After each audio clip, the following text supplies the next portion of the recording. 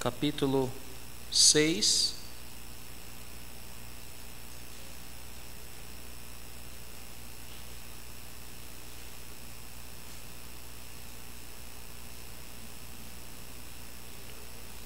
Verso de número 9 em diante, deixei aberto. Nós vamos trabalhar um pouco em cima desse texto, continuando a série de estudos que nós estamos fazendo sobre a jornada do cristão. Nós começamos lá com a conversão, falamos da conversão, o que acontece na conversão. Depois vimos a questão dos tropeços. Mesmo sendo convertidos, sendo cristãos, nós ainda tropeçaremos.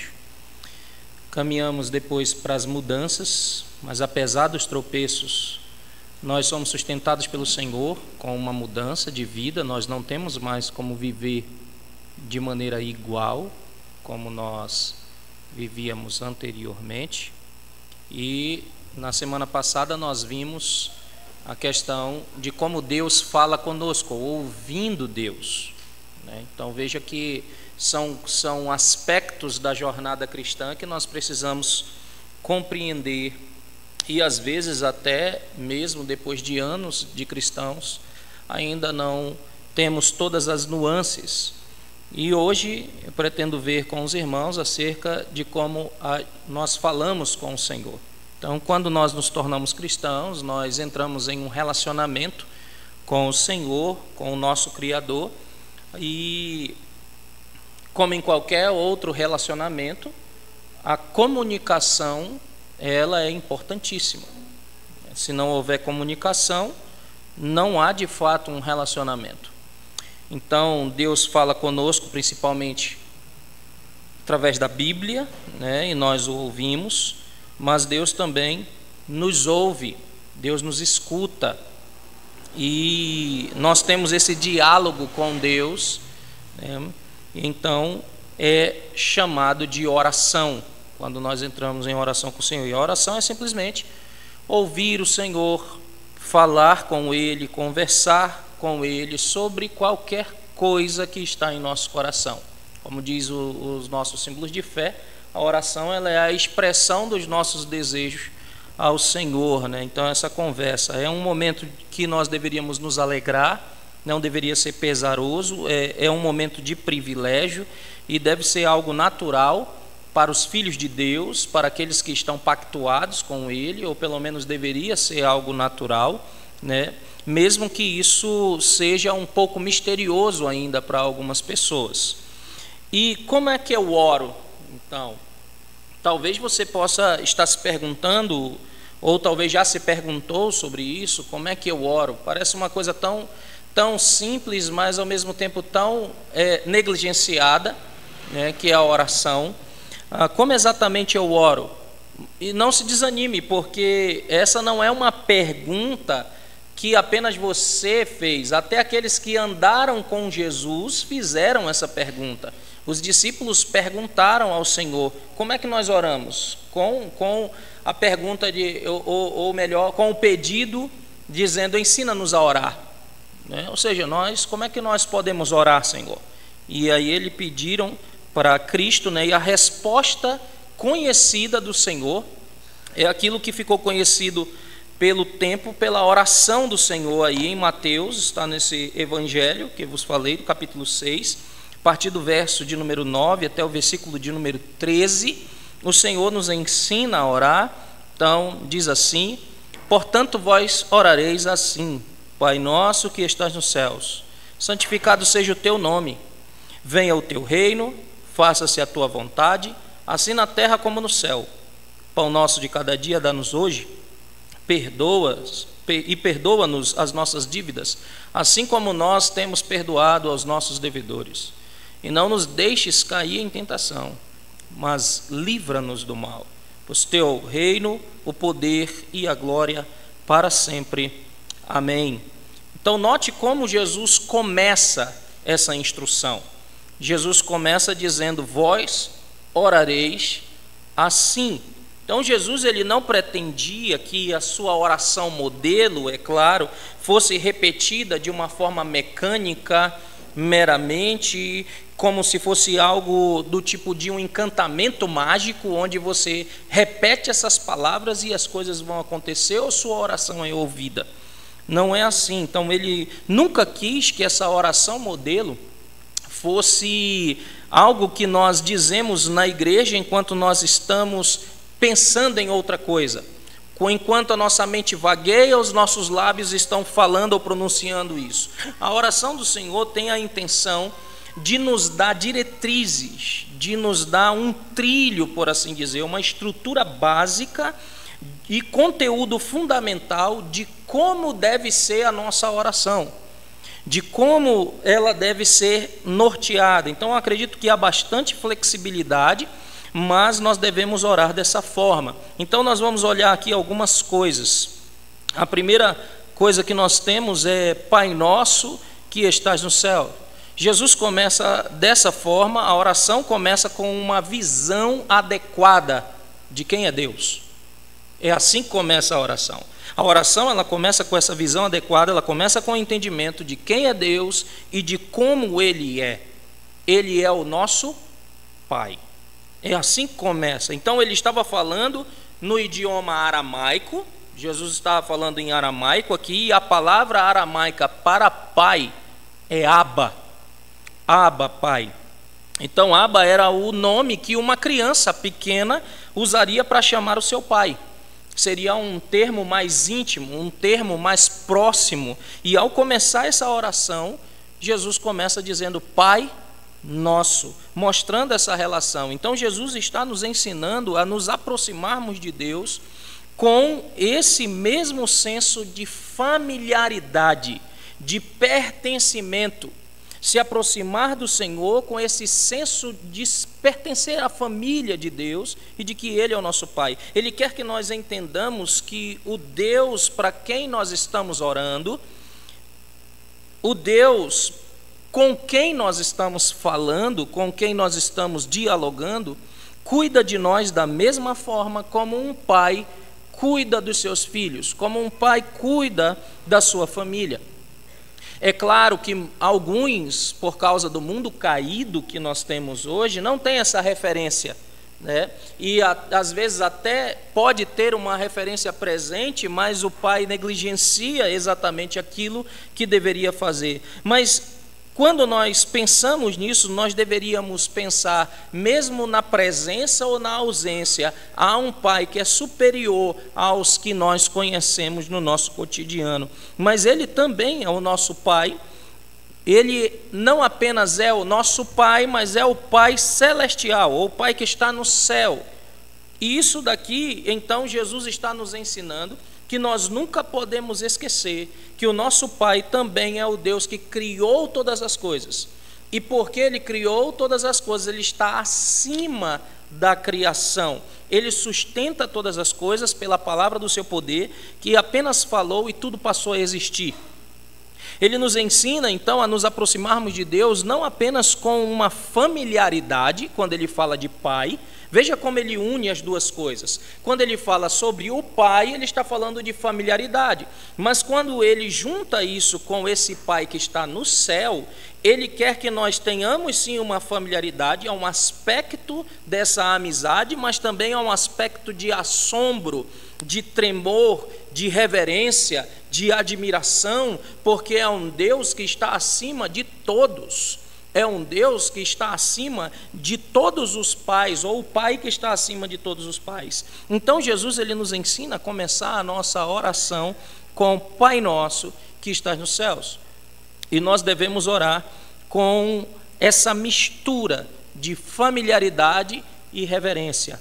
Familiaridade e reverência. Se nós pendermos mais para qualquer dos lados, nós vamos nos relacionar de uma maneira não boa com o Senhor, não muito boa. Se você se pender demais para familiaridade, você vai acabar como alguns movimentos evangélicos que vão começar a falar de papaizinho, eu quero deitar no teu colo, eu quero sentir o teu cheiro, eu quero... Começa então aquela familiaridade tal que se esquece de com quem você está falando. Às vezes até filhos com pais normais se esquecem, né, de com quem eles estão falando, dependendo de como o pai trata com o filho ou de como a mãe trata com a filha. Às vezes há um esquecimento de quem é quem, de com quem você está falando ou com quem você está tratando.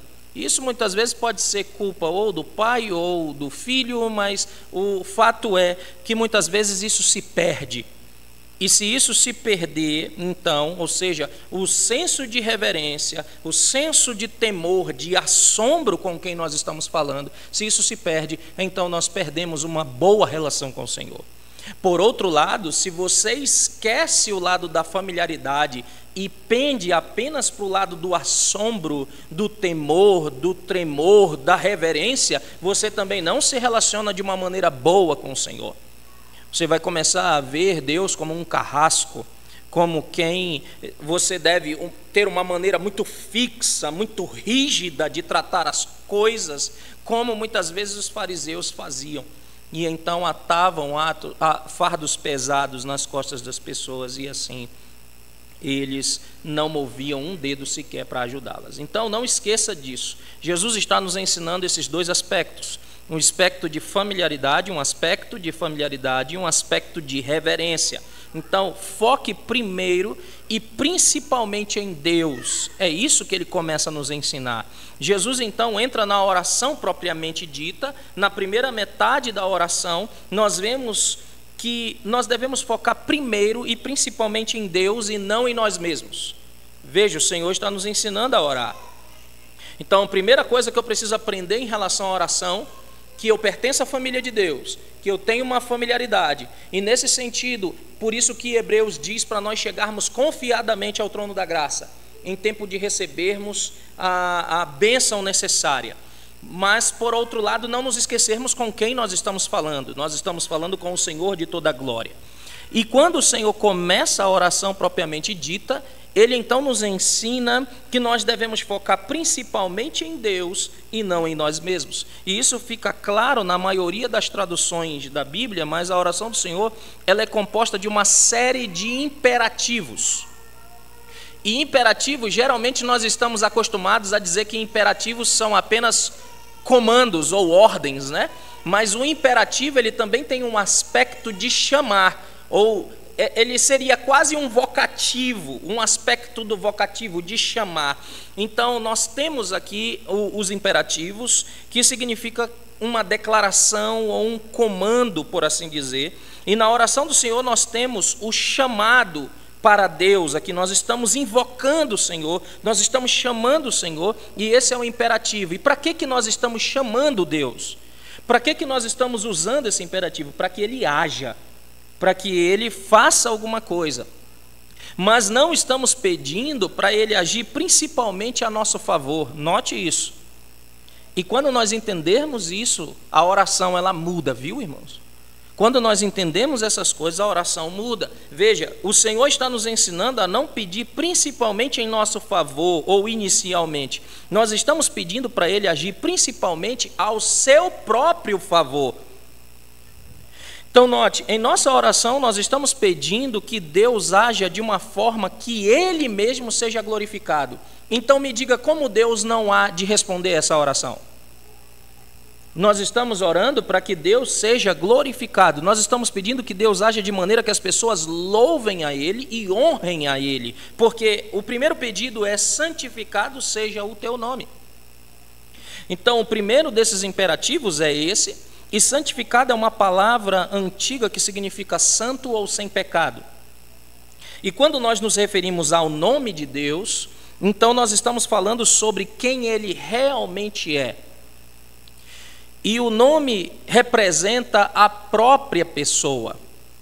Então, quando nós oramos santificado seja o teu nome, nós estamos invocando a Deus para agir de forma que as pessoas vejam que Ele é santo. percebam que Ele é perfeito, que Ele é o Senhor de toda a glória. Nós estamos pedindo a Deus para agir de modo que as pessoas vejam como Ele é glorioso, como Ele é sem pecado, como Ele é perfeito em todos os seus atributos, em todas as suas obras. É isso que nós inicialmente estamos sendo ensinados por Jesus a fazer. Através do que Deus faz, que as pessoas vejam quem Ele realmente é. É para isso que nós estamos orando. Santo, perfeito, sem pecado, glorioso. Então entenda que quando o Senhor está te ensinando a primeira petição, santificado seja o teu nome, é para isso que você está orando. Então veja que você tem como desenrolar a oração, permita-me esse termo, desenrolar a oração, desenrolar uma conversa, um diálogo com o Senhor a partir desse entendimento. Santificado seja o teu nome. E o que eu estou pedindo com isso? Estou pedindo exatamente para que Deus haja de forma que as pessoas vejam quem Ele realmente é. Ele é santo, Ele é perfeito, Ele é justo, Ele é bom, Ele é glorioso. Então em tudo o que nós dizemos e deixamos de dizer, em tudo o que nós fazemos ou deixamos de fazer, que as pessoas vejam quem Deus é, quem Ele realmente é, que de fato Ele é um Deus santo. Não apenas em que Ele é, mas no que Ele faz, no seu ser e nas suas obras. Essa é a primeira petição, e isso é o que nós queremos dizer quando nós estamos dizendo santificado seja o teu nome. Então Jesus, Ele prossegue para dizer venha o teu reino, que é a segunda petição e o segundo imperativo que nós temos. Agora é importante nós entendermos inicialmente uma coisa: Jesus nos ensinou que o seu reino não é dessa terra. Jesus nos ensinou e deixou claro isso a Pôncio Pilatos. Abra comigo o Evangelho segundo escreveu João, capítulo 18.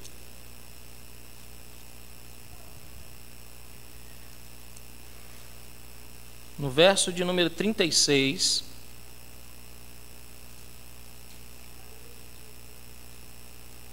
Respondeu Jesus: o meu reino não é deste mundo. Se o meu reino fosse desse mundo, os meus ministros se empenhariam por mim, para que não fosse eu entregue aos judeus, mas agora o meu reino não é daqui. O reino de Deus não é um reino físico, por assim dizer, um local geográfico, um local onde está localizado esse reino. Em vez disso, o reino de Deus é o seu governo real nos corações e nas vidas dos seus filhos. Inicialmente é assim. Então, quando você e eu oramos, venha o teu reino, o que nós estamos orando é para que Deus torne o seu governo real primeiro em mim, que isso seja evidente primeiro em mim, tornando o seu governo real sobre a minha vida, que eu me submeta às suas leis, que eu me submeta às suas autoridades, à sua autoridade, que eu me submeta aos seus comandos, que eu obedeça a essas coisas, que eu me submeta ao governo real dele. Então, através disso, como eu ajo, eu digo que o reino dele se espalhe para todos. Então, não apenas em mim, mas como muitas vezes nós cantamos, a começar em mim. Começando em mim, então se expandindo esse reino, para que todas as pessoas então se submetam a ele, e ele, até o momento em que ele enviará o Senhor Jesus, e então sim, de fato, esse reino será estabelecido para sempre. Então, como Paulo diz às igrejas de Filipe, ali em Filipenses capítulo 2, verso 11, ou 10 e 11, ele diz, no momento em que todo joelho se dobrará, e toda língua confessará que Jesus Cristo é o Senhor, para a glória de Deus Pai. Então um dia o reino de Deus virá em toda a sua plenitude, e aí sim, então será de fato visível, e todo joelho se dobrará diante desse rei. Mas enquanto isso, nossa oração é que o seu governo real prevaleça, permeie as nossas vidas, tome conta das nossas vidas, tenha o controle das nossas vidas, da nossa mente, e então se mova através de nós e por nós com quem quer que nós entremos em contato, e que então venha o teu reino. Primeira coisa, ou a segunda coisa que nós estamos vendo. Santificado seja o teu nome, a primeira, e segundo, venha o teu reino. Voltando lá para Mateus capítulo 6, nós temos mais o terceiro imperativo. Terceiro imperativo é: seja feita a tua vontade, ou faça-se a tua vontade. A vontade de Deus, os seus propósitos, os seus desejos são sempre cumpridos perfeitamente no céu. Sempre. Então, o que a oração nos ensina é que nós devemos orar como Jesus orou no jardim do Getsêmani. Lucas capítulo 22.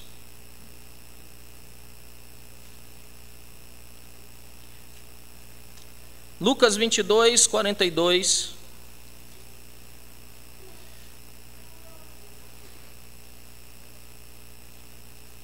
Desde o 39, para nós darmos um contexto. E saindo foi, como de costume, para o Monte das Oliveiras, e os discípulos o acompanharam. Chegando ao lugar escolhido, Jesus lhes disse: orai para que não entreis em tentação. Ele, por sua vez, se afastou cerca de um tiro de pedra, e de joelhos orava, dizendo: Pai, se queres, passa de mim este cálice. Contudo, não se faça a minha vontade, e sim a tua. Que a tua vontade, ó Deus, seja feita e não a minha. O Senhor Jesus está ensinando. E que seja feita perfeitamente na terra, como ela é feita perfeitamente no céu. Não é assim lá em Mateus? Que seja feita a tua vontade como na terra, assim como ela é feita no céu. É isso que nós temos. Então, essa parte da oração não deveria surpreender nenhum cristão, porque ser cristão significa entender que não se trata mais de nós. Não se trata mais de nós. Se trata do Senhor. Paulo diz às igrejas da Galácia, capítulo 2, verso 20 de Gálatas, ele disse que foi crucificado com Cristo e agora não é ele mais quem vive, mas Cristo é quem vive nele. É assim que o cristão deve proclamar: já estou crucificado com Cristo, agora não vivo mais eu. Cristo vive em mim. Em outro lugar, Jesus pergunta: você quer ser meu discípulo? Você quer me seguir? Então, qual é a condição para isso? Jesus diz: negue-se a si mesmo, tome a sua cruz e siga-me. Então diga: não é a minha vontade, mas a tua vontade. Tome a sua cruz e siga-me. Marcos 8, ele diz isso. Então é assim que você segue o Senhor, não com a sua vontade, não seguindo os seus próprios desejos, mas os desejos dele, cumprindo em nossa vida. Então veja como o Senhor está nos ensinando a orar. Se trata de Deus e não propriamente da gente. Quando ele está dizendo: santificado seja o teu nome, então recapitulando, né? Pai nosso que estás no céu, familiaridade e reverência, dois aspectos que devem estar na nossa mente na oração. A partir disso, santificado seja o teu nome, para que as pessoas vejam quem realmente Deus é, tanto no seu caráter como nas suas obras. Que Deus seja revelado para as pessoas nesse sentido. Venha o teu reino, então que eu me submeta primeiramente às suas ordens, às suas ordenanças, que isso seja real em mim, e então isso se espalhe para além de mim até o dia em que o Senhor Jesus Cristo retornar, e então todos aqueles que são rebeldes ao seu reino serão exterminados, e todos aqueles que são submissos ao seu reino serão recebidos nesse reino. E em terceiro, faça-se a sua vontade, assim na terra como no céu. A vontade dele, não a minha. Então esse é o ponto central de ser cristão. Não se trata mais de você, se trata de Deus e de Cristo, não é de mim. E no mundo que nós vivemos, cuja cultura coloca o indivíduo, o homem, no centro de tudo, nós temos dificuldade com isso. Quando as nossas vontades não são feitas, quando os nossos desejos não são acatados, quando as nossas coisas não estão em vigor, nós então surtamos de uma forma ou de outra. Se trata não mais de mim, não é a forma como eu gosto de fazer as coisas, É como Cristo quer que eu faça as coisas. É como Deus quer que eu faça as coisas. É como Deus quer que eu seja um marido. É como Deus quer que eu seja uma esposa. É como Deus quer que eu seja um filho. É como Deus quer que eu seja um cristão. É como Deus quer que eu seja um pastor, um presbítero. É como Deus quer que eu seja um diácono. É assim, é disso que se trata. Como Deus quer e não como eu quero. Como Deus planejou, como Deus estabeleceu e não como eu quero. Como eu crio os meus filhos, como Deus quer. Como eu instruo os meus filhos, como Deus quer. Que direção eu vou dar a eles, como Deus quer. É assim que deve ser feito. E a oração, ela está nos ensinando exatamente isso. Eu tenho que me lembrar constantemente de que não se trata de mim. A oração, ou orar, a oração do Senhor, é uma das maneiras de nós nos lembrarmos disso. Todas as vezes, faça-se a tua vontade, nós estamos implicitamente dizendo não a minha. Faça a sua, não a minha. E faça como ela é feita no céu. No céu, os anjos não se rebelam contra o Senhor. Eles obedecem perfeitamente à vontade de Deus. Então, a oração bíblica, ela começa com Deus e coloca Deus em primeiro lugar. Sempre buscando primeiro Deus e a sua justiça, né? O reino de Deus e a sua justiça. Nós oramos: Pai nosso, que estás nos céus, santificado seja o teu nome, venha o teu reino, faça-se a tua vontade, assim na terra como no céu. E veja, ao orarmos Pai nosso que está nos céus, nós desaparecemos em segundo plano. E você já notou que o Senhor Jesus, ele disse antes disso: tu, porém, quando orares, no verso de número 6 do capítulo 6, ele disse: quando vocês orarem, no verso 5, não sereis como os hipócritas, porque gostam de orar em pé nas sinagogas, nos cantos das praças, para serem vistos dos homens. Em verdade vos digo que eles já receberam a recompensa. Tu, porém, quando orares, entra no teu quarto, fecha a tua porta, orarás a teu pai que está em secreto, e teu pai que vê em secreto te recompensará. Ele está falando para nós orarmos particularmente, privadamente, não é isso? E aí em seguida ele começa: vocês vão orar assim. Eu estou no particular e eu poderia começar essa oração como: meu pai, não é? Está só eu. Mas veja como o Senhor nos ensina a não nos esquecermos da questão coletiva. Pai nosso. Para nós levarmos em consideração a nossa família, a família da fé. Que eu faço parte de um povo. Então ele, mesmo em particular, em privado, na oração, ele faz com que eu não esqueça dos meus irmãos. Eu tenho outros irmãos. Pai nosso, não apenas meu pai.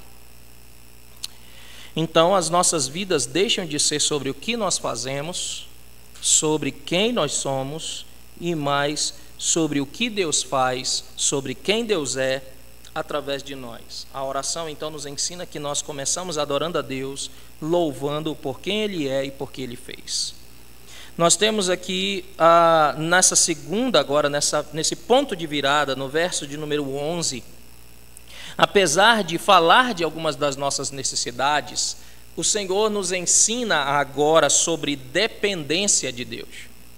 Então, olhar para quem Deus é, primeiro, na oração, isso fortalece-nos para um pedido, para pedir a Deus de fato sobre as nossas necessidades e depender dele, porque essa segunda metade da oração do Senhor faz uma leve mudança e nela nós somos ensinados que a oração, ela é uma oportunidade para nós expressarmos a nossa total dependência de Deus. Eu sei que é comum pensar que a segunda metade da oração do Senhor é sobre nós, ou sobre as nossas necessidades. Isso não é totalmente correto. Na primeira parte nós oramos pela glória de Deus, e na segunda parte nós expressamos a nossa completa dependência dele. Tudo se trata de Deus. Não é mais a nosso respeito. Então, na primeira parte, eu estou orando pela glória de Deus. E na segunda parte eu estou orando para que nós dependamos dele, ou para que eu dependa dele. Portanto, a oração ainda assim está focada em Deus e não em nós, mesmo que nós façamos parte dessa imagem. Porque a autossuficiência, irmãos, não é uma virtude cristã. A autossuficiência, ela é um pecado, ela é uma transgressão contra o Senhor. Deus não ajuda aqueles que se ajudam. Essa frase não está na Bíblia.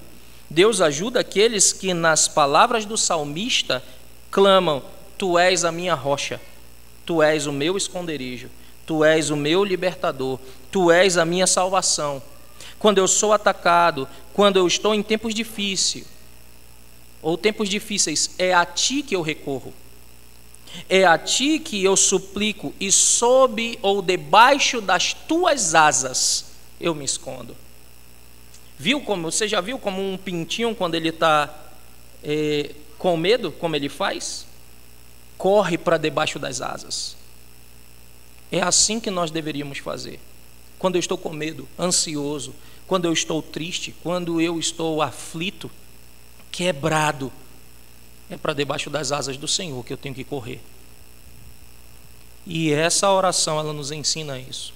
A autossuficiência é um estoicismo. E estoicismo é um pecado, é uma atitude mundana e pecaminosa. A confiança em Cristo, a total dependência de Deus para todas as coisas, é o que nós oramos na segunda metade da oração. Então, a segunda metade da oração do Senhor trata de expressar a nossa total dependência do Senhor e começa assim: o pão nosso de cada dia nos dá hoje. É o quarto imperativo. Admitimos então a nossa total dependência de Deus para as nossas necessidades físicas, não apenas das espirituais, mas para as nossas necessidades físicas. Note isso. Pão nosso de cada dia nos dá hoje. Deus se preocupa com os detalhes da nossa vida, irmãos. Com os detalhes da nossa vida, Ele se preocupa com o cotidiano, com aquilo que nós achamos que é chato ou normal. Ele se preocupa com o seu pão diário, com o pão de cada dia, com o que você vai comer todo dia. Ele está preocupado. É o que o Senhor está nos ensinando. Afinal, que tipo de amigo Ele seria se Ele não se interessasse pelos detalhes da sua vida? Que tipo de relacionamento próximo nós teríamos com Deus se Deus não estivesse interessado nessas coisas? Mas o ponto desse quarto imperativo não é tanto orar por comida. O ponto é que nós temos uma oportunidade de admitir a nossa dependência dEle para todas as nossas necessidades físicas. Para todas as nossas necessidades físicas, o que inclui comida, inclui roupas, inclui abrigo. Eu penso que essas são as três coisas mais básicas.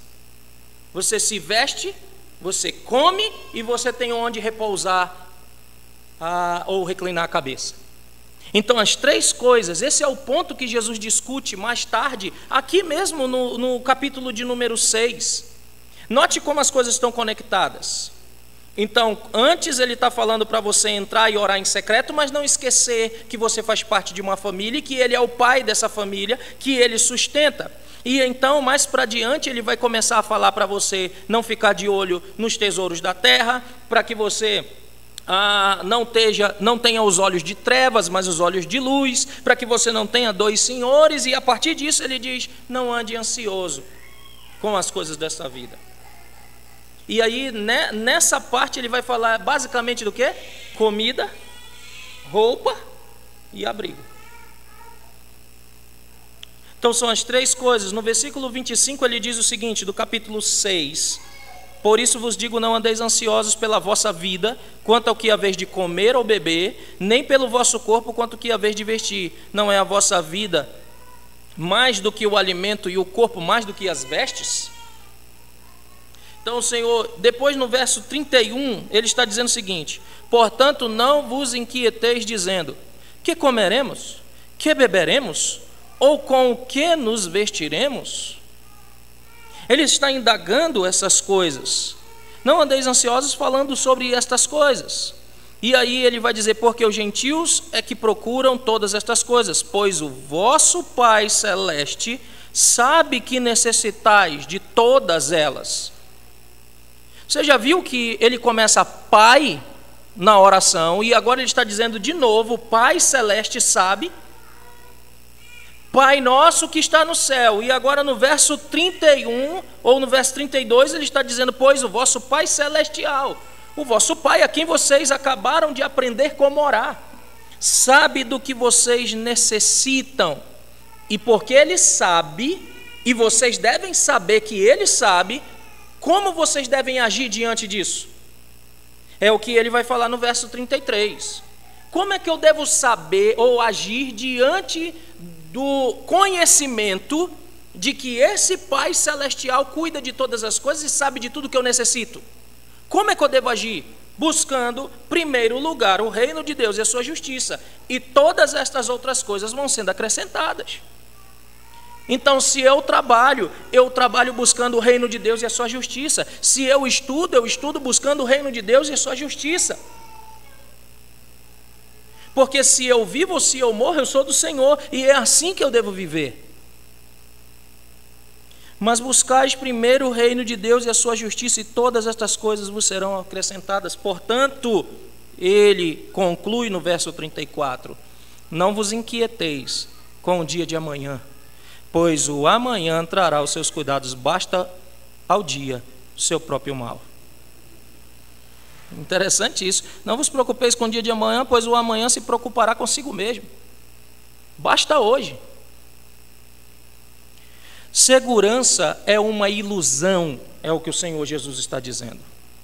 Segurança nesta vida é uma ilusão. Sempre é em Deus que nós devemos fundamentar a nossa segurança, mesmo nas coisas mais básicas da vida, como comer, vestir e se abrigar.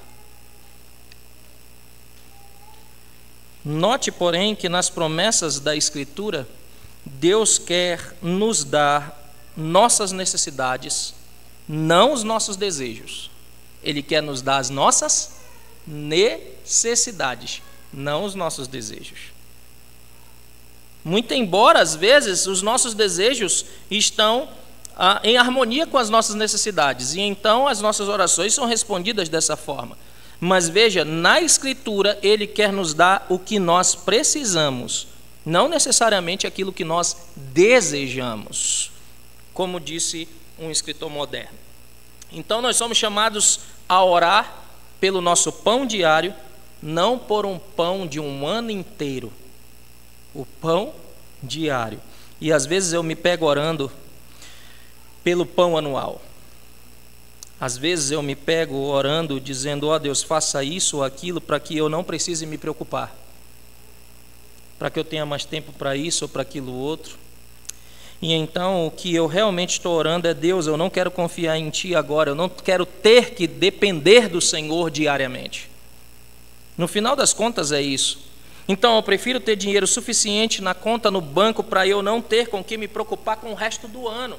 E olha, eu não estou falando sobre se precaver, viu, irmãos? Entenda, uma coisa é uma coisa, outra coisa é outra coisa. Estou falando dentro desse contexto. Muitas vezes o que nós acumulamos é aquilo que é a nossa segurança e não Deus. Por isso que o escritor inspirado, ele escreve dizendo, exorta aos ricos deste mundo a não colocarem a sua confiança em quê? Vocês lembram desse texto? Em quê? Em que, irmãos? Vai lá, me ajuda. Nas riquezas, mas antes disso ele coloca uma palavrinha. Ele fala do dinheiro, mas antes disso ele coloca uma palavrinha, que é fundamental. Ele fala da instabilidade das riquezas. Isso é fundamental. Não é apenas o dinheiro, não é apenas a riqueza, é a instabilidade delas. Elas não são fixas, elas não são para sempre. E eu não posso colocar a minha confiança nisso. É por isso que diversas pessoas tiram até a sua vida quando perdem as coisas. É por isso que pessoas morrem quando alguém diz, passa o teu celular. Ele não quer passar, porque aquilo é algo que ele está apegado, e ele prefere pegar um tiro ou uma facada ou alguma coisa do que dar simplesmente isso.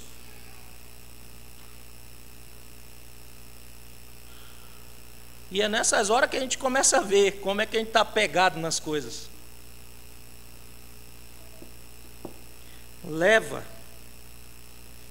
e Deus te dará o pago. Porque isso é furto de fato. E o Senhor disse para não ser feito isso. Mas por outro lado, o Senhor também disse para eu não me apegar a essas coisas. Dar a quem te pede. Se veio um e te pediu a túnica, dá também a capa. É exatamente para trabalhar essa questão. Então nós temos o privilégio de confiar nele, e nessa confiança ele provê tudo o que nós precisamos dia após dia, o pão nosso de cada dia. E então ele continua dizendo, perdoa-nos as nossas dívidas, assim como nós perdoamos aos nossos devedores. É o quinto imperativo que o Senhor nos mostra, não apenas as nossas necessidades físicas agora, mas as nossas necessidades espirituais. Nós devemos depender do Senhor física e espiritualmente. É o que o Senhor está ensinando nessa oração.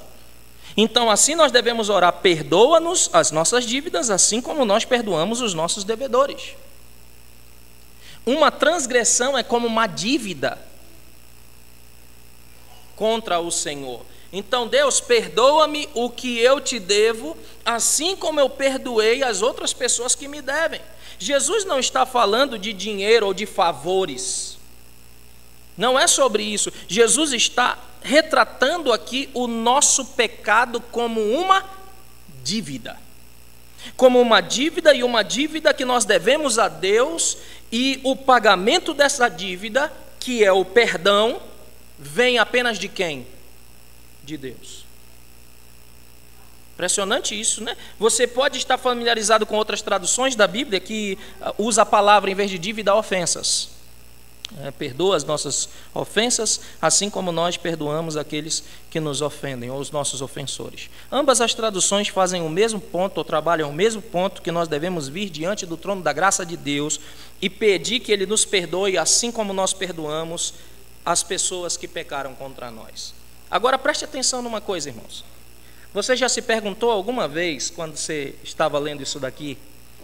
O verso 14 diz o seguinte, no capítulo 6: porque se perdoardes aos homens as suas ofensas, também o vosso Pai Celeste vos perdoará. Se, porém, não perdoardes aos homens as suas ofensas, tampouco o vosso Pai perdoará as suas ofensas. Deus já não nos perdoou em Cristo Jesus? Eu, como cristão, já não sou perdoado em Cristo? Se eu sou justificado, todos os meus pecados já não foram perdoados em Cristo? De que pecados ele está falando? De que dívidas, de que ofensas, então, ele está falando aqui? Dívidas eternas não podem ser. Pecados eternos não podem ser, porque todos os meus pecados que eu cometi, que me dão o justo julgamento para o inferno, já foram lançados em Cristo. A justiça de Cristo foi imputada a mim e o meu pecado foi imputado a Ele. Então, de que pecados ele está falando? Há uma relação aqui entre o perdão de Deus para conosco e o nosso perdão com os outros. Há uma relação. Se nós queremos ser perdoados, nós devemos perdoar os outros. O ponto é tão importante, talvez muitas vezes difícil de entender, e certamente difícil de colocar em prática, que Jesus se fala, ou ele fala aqui, ele repete esse ponto após a oração. Ele fala lá no 12, perdoa as nossas dívidas, e no 14 ele vai falar isso de novo. No 14 e no 15. Então, nos versículos 14 e 15, ele diz o que eu acabei de ler para vocês, e Jesus ele não está falando sobre o perdão que pagou a penalidade pelos meus pecados e permitiu que eu me tornasse amigo de Deus.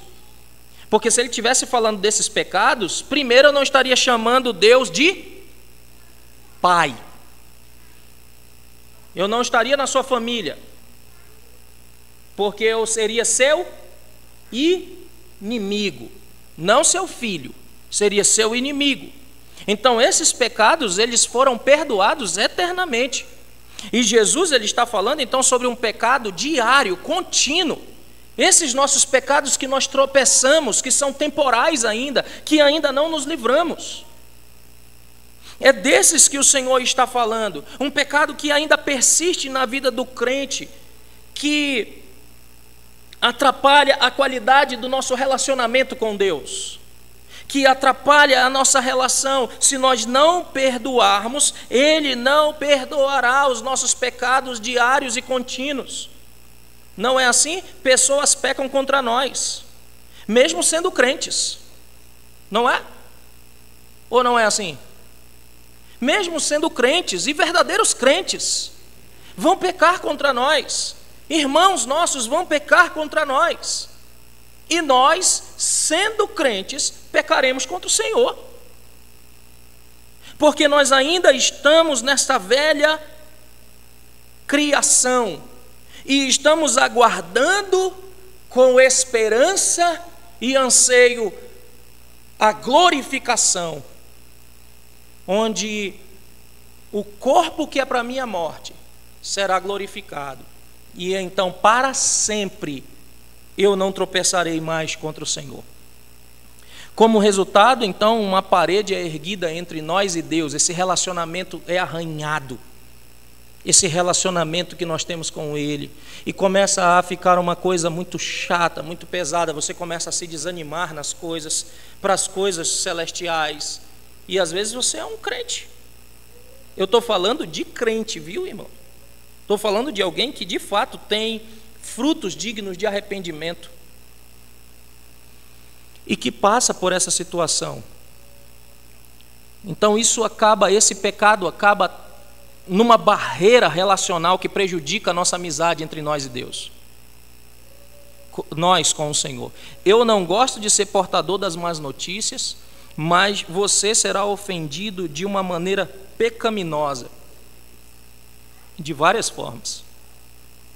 Isso vai acontecer talvez por um amigo, por um colega de trabalho, pelo pastor, pelo presbítero, pelo irmão que senta ao teu lado domingo após domingo. Vai acontecer, uma hora ou outra. Porque todos nós tropeçamos. E quando isso acontecer, a tentação será nós ficarmos de beicinho e não perdoarmos. Porque nós temos a razão. Porque nós é que estamos... Isso acontece direto entre marido e mulher. Direto. Se não é assim na sua casa, eu acho que na minha é diferente. Direto acontece esse tipo de coisa. E você começa a sentir o orgulho, quase que como se você pudesse pegar no orgulho do seu coração, porque você não quer dar o braço a torcer e pedir perdão, ou assumir que você está errado.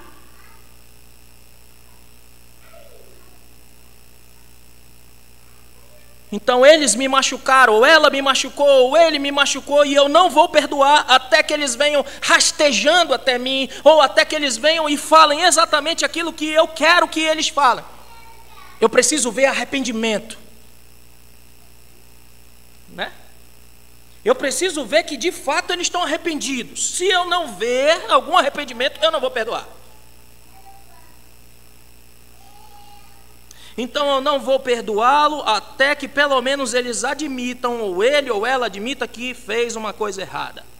A única pessoa que realmente machucamos quando fazemos isso, irmãos, é nós mesmos. Nós amarramos o nosso coração em uma raiz de amargura. E é só nós que padecemos com isso, enquanto muitas vezes o outro tá nem aí, nem percebeu que pecou contra você. falou, disse e nem sabe. Por isso o Senhor disse: se o teu irmão pecou contra ti, é ele que tem que vir? Se o teu irmão pecou contra ti, o que tu deves fazer? Vai a ele. Vai a ele e diz. Mas sabe o que nós fazemos? Nós falamos para um, falamos para outro, falamos com outro e dizemos com o outro, menos com o mais interessado. E aí começa a fazer o quê? A raiz de amargura que está em mim, como diz Hebreus, começa a se espalhar no coração de outras pessoas também. E aí daqui a pouco o irmão está sendo olhado de uma outra forma, e ele muitas vezes nem sabe por quê. Às vezes ele pode saber por quê, tá? Estou só dizendo, muitas vezes ele pode não saber. Às vezes ele pode nem saber por quê. Então, não é isso que o Senhor diz, não é isso que Ele nos ensina. Simplesmente Ele diz: perdoe ou Deus não te perdoará. É duro, né?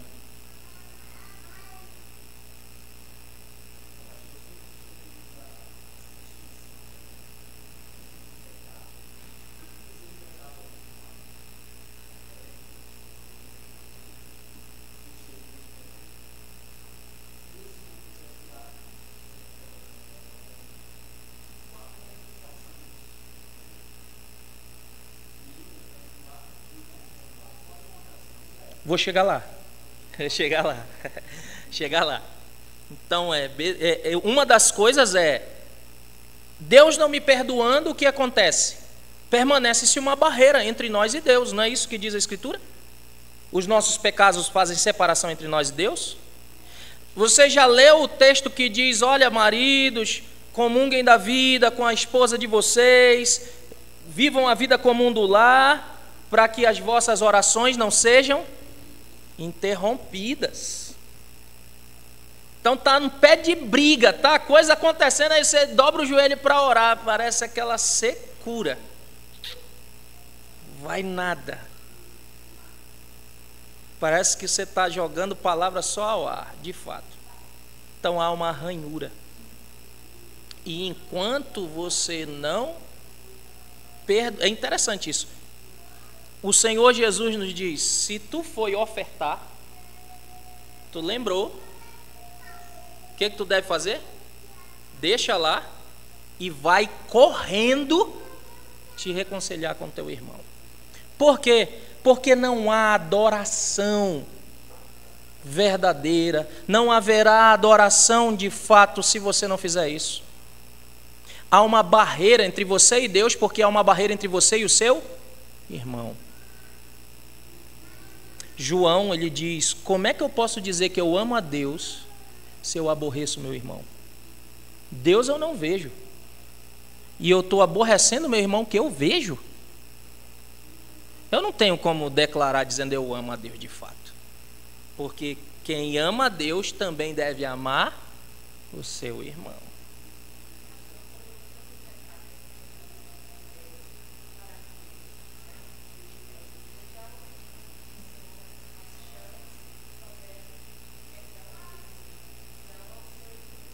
Irmãos, isso muitas vezes nós confundimos algumas coisas. Foi bom você tocar nisso, porque assim, se você peca privadamente contra uma pessoa, você tem que pedir perdão a ele como? Privadamente. Você pede perdão a ele privadamente. Se o seu pecado contra alguém foi público, não venha com historinha de pedir particularmente para ele. Porque você pecou publicamente contra ele, e é publicamente que você deve fazer o ajuste. É isso que a Escritura diz. Se eu venho aqui e falo contra Jailton na frente de todos vocês, aí depois eu me arrependo, chamo Jailton ali atrás e digo: Jailton, meu irmão, me perdoe por tudo que eu falei. Quantos de vocês vão saber que eu pedi perdão a ele? Quantos de vocês vão mudar a concepção se vocês me ouviram em relação a ele? Entende como é? A questão do reparo. Vocês se lembram do que a Escritura diz que, se eu me lembro bem, foi Zaqueu. Disse ao Senhor: se eu tirei de alguém, eu vou restituir 4 vezes mais. A coisa não é simplesmente monetária, irmãos. Aquilo ali é um princípio.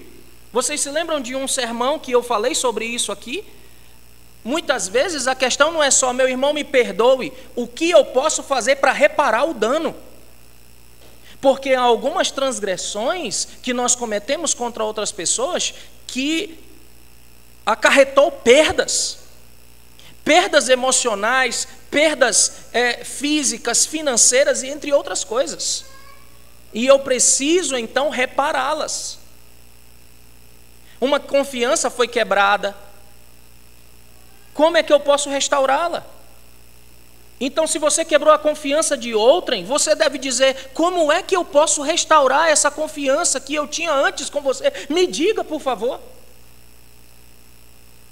Mas não, como é que nós agimos? Eu já pedi perdão, agora é com ela.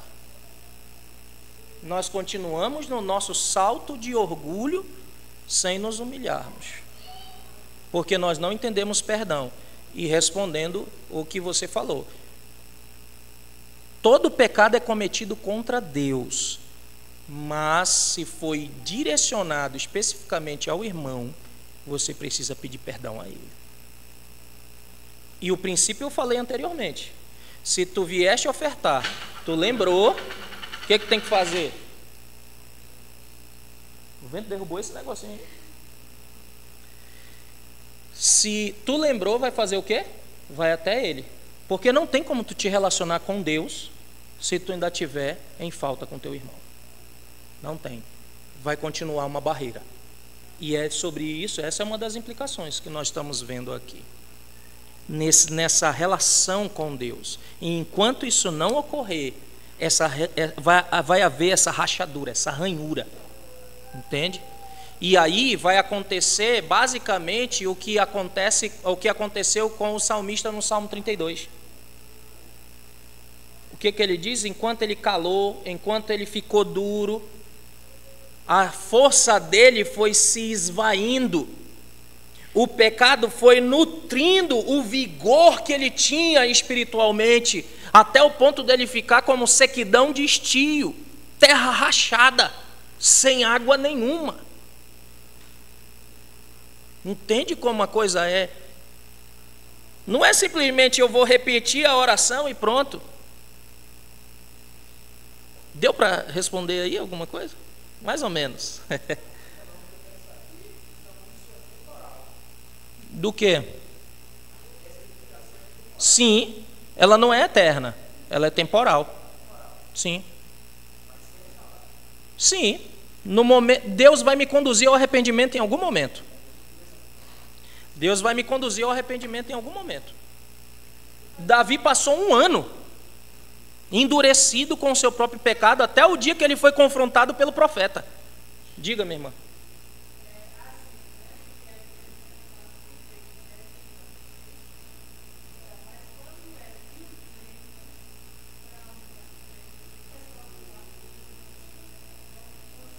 Se foi o crente que pecou contra ele, o crente tem que ir lá restaurar. Agora, se foi ele que pecou contra você, ele não está debaixo da mesma lei que você faz. O que você tem que fazer é dizer: Senhor, toma a vingança, toma a justiça, opera a justiça, né? Se você tiver uma oportunidade, fale com a pessoa, né? Para deixar claro para ela que ela pode ser também que nem saiba que fez isso. Às vezes as pessoas têm um hábito tão ruim, tão mal, que às vezes já é um hábito natural para ela, que o que ela faz contra alguém parece que não foi um pecado. É natural. Entende? Sim.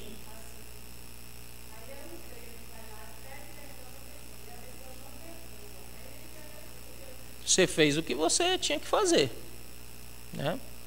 Você fez o que tinha que fazer. O fato é, se você não perdoar, então o seu relacionamento com Deus será danificado, enquanto você ergue muralhas de falta de perdão entre você e Deus, prejudicando o seu relacionamento com Ele. Então, está brigado com a esposa, está brigado com o marido, é a mesma coisa. Está aborrecido, não. E irmãos, eu lhe digo uma coisa, não sei com você, Mas quer ver, uma das coisas que mais atinge qualquer uma pessoa é o cônjuge. Você brigou, você tem qualquer relação. Às vezes, comigo é assim, às vezes a gente tem até uma ranhura com alguém de fora, mas tem com o cônjuge que parece que a coisa desanda de uma forma. Claro, entende? Então desanda de uma forma que você sente uma pancada de fato. Então tome cuidado com isso. Tome cuidado na família de vocês com essas coisas. E às vezes há uma harmonia tão boa aqui, e quando não há brecha aqui, vem de fora. Pode esperar. Entende? Vem de fora. E se não tiver harmonizado, se não tiver bem unido, ter aquela liga, uma hora ou outra vai ceder. Então há duas outras passagens que são muito fortes acerca do perdão, mas eu não vou falar aqui com os irmãos, vou só citar Efésios 4:32, quando diz: sede bondosos e compassivos uns para com os outros, perdoando-vos uns aos outros, assim como o que? Cristo vos perdoou. Entende? Então tem essa coisa. Então tem essa passagem, né? Sede bondosos, compassivos, como Cristo vos perdoou. Tá bom? Então o Senhor suplicou, e o Senhor. A outra é Mateus 18, onde fala daquele homem que tinha uma dívida grande, foi até o seu Senhor, pediu para que ele perdoasse, ele perdoou. Saindo dali, ele encontrou um que estava devendo, e ele jogou aquele no cárcere até que ele pagasse tudo. E aí foi dito ao Senhor e disse: servo mau, eu não te perdoei toda a dívida, então não deveria tu também perdoar toda a dívida do outro? Né? Então nós temos essas duas. Eu tinha muita coisa para falar acerca dessas duas passagens, mas para a gente terminar aqui, diz: e não nos deixes cair em tentação, mas livra-nos do mal, porque teu é o reino, o poder e a glória para sempre. Amém. É o sexto e último imperativo da oração do Senhor. Nós sabemos pelo capítulo 1 de Tiago, né, o versículo 13, que Deus não tenta ninguém com o pecado. O que Jesus nos chama para fazer aqui é expressar a nossa dependência de Deus, para que nós possamos resistir à tentação e não pela nossa própria força. Resistir à tentação é na força do Espírito de Deus, na força de Deus, né? Então, por mim mesmo, eu vou sucumbir, mas Deus é quem nos dará. Interessante, eu já falei com vocês, eu acho que no outro momento, do texto que Paulo fala, né? Não veio tentação sobre vós que não fosse humana, mas Deus é tão bom que juntamente com ela vos dará o quê? O escape. Então não tem esse negócio de eu não consegui, foi mais forte que eu. Não, você quis e amou, por isso você cedeu. Exato, a própria cobiça é que levou, porque Deus deu o escape, você não enxergou o escape, você não abraçou o escape, você abraçou a queda, a tentação. Entende? Então é isso que acontece, e é de lá que nós devemos nos voltar para o Senhor em humilhação. Então, expressando a nossa dependência de Deus para nos livrar, né? Para nos livrar, porque a nossa luta não é contra a carne nem contra o sangue, como diz as Escrituras, mas contra principados e potestades, né? E eu luto contra a minha própria carne e contra o meu próprio sangue. Diz o apóstolo Paulo também, e me ensina nisso: eu esmurro o meu próprio corpo e reduzo a servidão, para que eu, depois de ter pregado a muitos, eu mesmo não seja reprovado. Então, nós devemos se ligar nessas coisas. Por fim, irmãos, duas coisas práticas, duas questões práticas para você depois de tudo isso. A primeira é: fale com Deus como um diálogo. Você precisa aprender a falar. Note que toda essa coisa é uma fala com Deus. Você aprendeu na lição passada a ouvir a Deus. Nós não estamos falando para Deus, nós não estamos falando contra Deus, nós estamos falando com Deus. É assim que nós estamos orando. Então a comunicação saudável é sempre um diálogo. Um diálogo, há sempre uma troca. Sempre. Eu não sento e simplesmente falo para a Neide, e a Neide todo o tempo calada, só ouvindo. há uma troca, né? Há uma troca. Então fala, ela interage, e a gente faz assim, e às vezes na oração acontece isso.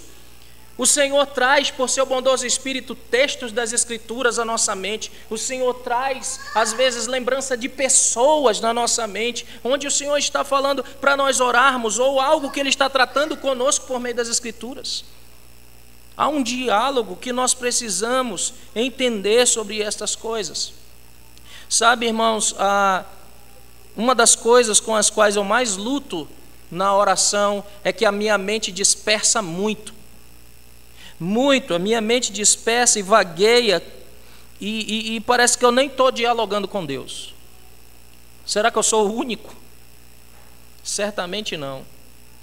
Às vezes você está tão sobrecarregado de tantas coisas que essas coisas invadem a sua mente que você não consegue falar nada. Então, uma coisa boa que eu li esses dias sobre isso é que você deve começar lendo a Escritura. Leia a Escritura, leia a Escritura, leia a Escritura. Pergunte de Deus sobre o que aquele texto está querendo, o que Deus está querendo lhe ensinar acerca daquilo, e medite nisso. E quando então aquele ensino penetrar na sua mente, aquele ensino lhe tocar, então comece a oração. Geralmente eu tenho feito isso, e isso é como se fosse um carvão para o fogo, é como se fosse gasolina para o fogo. Então isso parece incendiar o coração, e no momento em que você começa então a se dirigir a Deus sobre aquela situação, ou pedindo perdão, ou pedindo santificação de Deus, ou pedindo direção a Deus, de diversas formas você pode ouvir o direcionamento do Espírito Santo, porque Ele habita em você. E nós não devemos temer essas coisas como se fôssemos nos assemelhar a algumas outras tradições religiosas, porque isso também é bíblico. Outra coisa, memorize a oração do Senhor. Essa oração, memorize a estrutura dela. Chegue em casa hoje, se você não estiver tão cansado, mas se tiver, faça isso amanhã. Olhe de novo para esse texto e tente relembrar dessa estrutura, o que cada imperativo desse significa. Porque há momentos em que você não vai conseguir desenvolvê-los. Você vai estar tão atribulado, tão angustiado, tantas coisas estão na sua cabeça que você não vai conseguir desenvolvê-los, e nesse momento você pode simplesmente dizer: Pai nosso que está no céu, santificado seja o teu nome. Venha o teu reino, seja feita a tua vontade, assim na terra como no céu. O pão nosso de cada dia dá-nos hoje, perdoa as nossas dívidas, assim como nós perdoamos aqueles que nos devem, ou os nossos devedores. Não nos deixe cair em tentação, mas livra-nos do mal, porque teu o reino, o poder e a glória para sempre. Amém. E às vezes vai ser só isso que você vai conseguir falar, e às vezes nem isso. Já houve momentos em que fui aos pés do Senhor que não consegui falar uma palavra sequer e nem pensar uma palavra sequer. Apenas lágrimas caíram dos meus olhos. E nós devemos então ir ao Senhor e saber que Ele conhece a nossa estrutura. Ele sabe que nós somos pó. E Deus nos entende.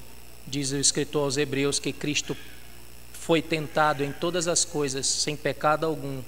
Por isso Ele pode ser o nosso sumo sacerdote, aquele que sabe interceder por nós diante do Pai. E o Espírito, diz as Escrituras, intercede por nós com gemidos inexprimíveis, porque nós não sabemos orar como convém, mas Ele nos auxilia. E é assim que nós devemos prosseguir, irmãos. A oração, ela é um meio de graça espetacular que Deus nos deu. Não negligenciemos e nem tornemos essa oração algo mecânico, algo frio, mórbido, onde nós nos ajoelhamos muitas vezes e quando levantamos parece que não foi feito nada. Mas que haja um diálogo para com Deus e que nós ouçamos a direção do Senhor Deus. Amém? Alguma outra pergunta? Não? Então vamos orar agradecendo ao Senhor. Presbítero Gideon, por favor, ore ao Senhor.